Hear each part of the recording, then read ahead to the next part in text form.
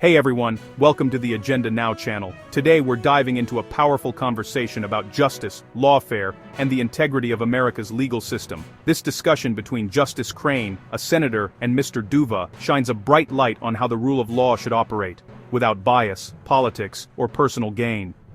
Before we jump into the key takeaways, make sure to hit that subscribe button and turn on notifications so you never miss deep dives like this one. Let's get started.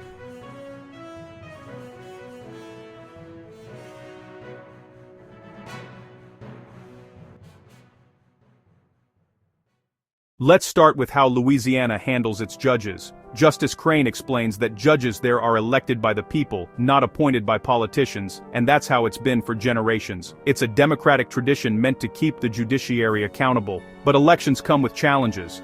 Judges aren't allowed to solicit campaign donations directly, and Crain makes it clear he's never done that in any of his 3 campaigns. Everything goes through a committee to avoid ethical conflicts. That's a big lesson on integrity and independence in the justice system. Now, things heat up when one senator accuses Crain of being in the pocket of the oil and gas industry. Crain fires back, absolutely not. He says, "The only pocket I live in is the rule of law." That's a strong statement and a reminder that public trust depends on transparency. Judges must serve justice, not industry, not politics, not money. If you're loving these insights so far, pause for a second, hit that subscribe button, and let's keep going. Next, Mr. Duva tackles a big term, lawfare, the weaponization of the Justice Department to serve political goals instead of the law. He warns that this practice leads to bias, unfair prosecutions, and destroys public confidence in the justice system. When justice becomes a tool of politics, everyone loses. Because remember, our courts have no army, no guns. Their power comes entirely from legitimacy, from citizens believing the system is fair, even when they disagree with the outcome. Duva also explains what real justice requires. Prosecutors must only pursue cases when they believe the defendant is guilty and can prove it beyond a reasonable doubt. And if pressured to prosecute a case for political or personal reasons, he says the right move is to refuse or resign. That's integrity over obedience. That's the standard every public servant should uphold.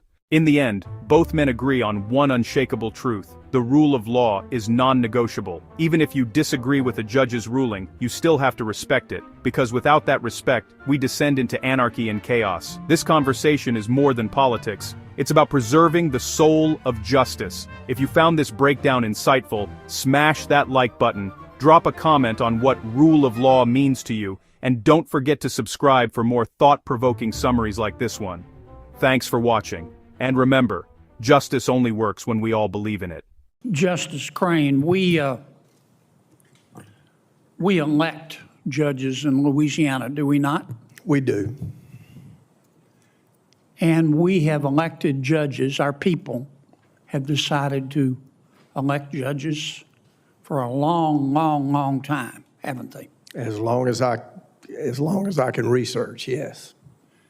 Are you responsible for that system of choosing judges? Not at all. When you run for judge, can you solicit campaign contributions? You cannot. You've run 3 times. I have. Have you ever solicited a campaign contribution? I have not. You have to go through a committee, do you not? That's correct. Okay. Now, one of my colleagues, not Senator Welch, suggested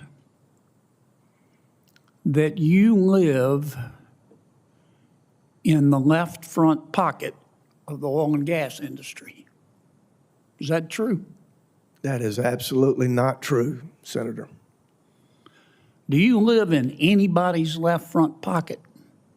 The only pocket I live in is the rule of law, Senator. And I think that my record reflects that. That's certainly been my experience. I just wanted to clear that up. Thank you, Senator. Mr. Duva, you've heard the expression lawfare, have you not? Yes, sir. What does that mean to you?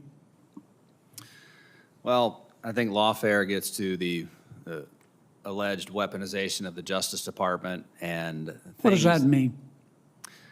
Well, it's a term that's been used quite a bit. I think it means that the Justice Department becomes the tool of a sitting president or the Congress or whoever to do its bidding and that only, and not follow the law, not follow the facts as applied to the law. What we will do is not do that. We will do the converse of that. Why is that dangerous?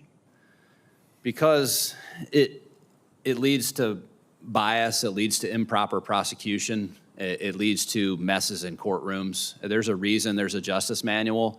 There's a reason that there is Rule 6E. I don't want to talk about the manual. I want to talk about just basic human decency and common sense. It also erodes the faith of the justice system and our citizens. Okay. That is dangerous because it is based on those citizens where the end result, the citizens become jurors. And we need jurors to have confidence in the Justice Department and the prosecutions that it brings and to fairly evaluate cases. Let me put it this way. Our judicial branch doesn't have an army, does it? It does not. Okay. Our judicial branch at the federal and the state level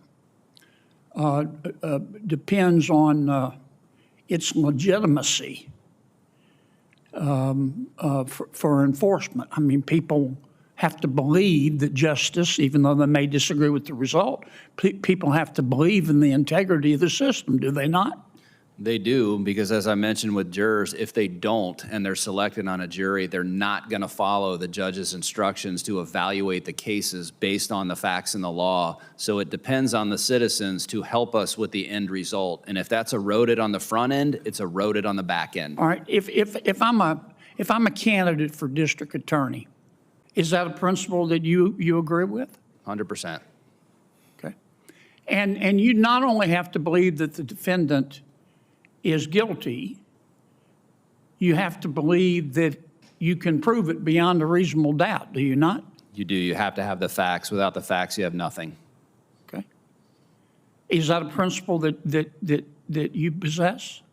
I do, and that's how I've operated for 18 years. Okay. And you also have to believe, do you not, that the prosecution is in the public interest? Is that correct? You do. Okay. Now, if one of your superiors came to you, well, let me answer the question for you for how I would do it. If one of my superiors came to me and said, look, you gotta prosecute this case, and I looked at it, and either I didn't believe that the defendant was guilty, or I didn't believe I could prove it beyond a reasonable doubt, or I thought it was not in the public interest because it would undermine the integrity of the criminal justice system, I would resign. You would decline the matter. Sir? You would decline the matter for sure. Right. And if they told me, if my superior said, look, Kennedy, you know, what planet did you just parachute in from? You don't have a choice. I'm your boss. I'm telling you to do it. I would resign. How about you?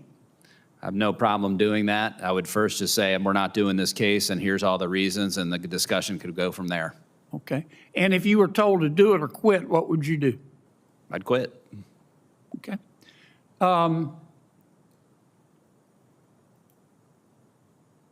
Would you ever advise a client not to follow a federal court order? No, sir. I appreciate that. Appreciate you not qualifying it. If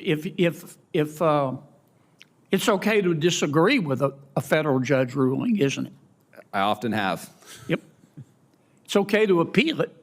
Absolutely. We have an appellate section. It's one of the best sections in the criminal division. Within the bounds of legal ethics, it's okay to criticize it, isn't it? Yes, internally. But you got to follow it, don't you? You do, absolutely. Because that's called the rule of law, isn't it? It is, and without that, you have anarchy and no confidence in the Justice Department. I appreciate it, and I appreciate the frank answers. Thank you, sir.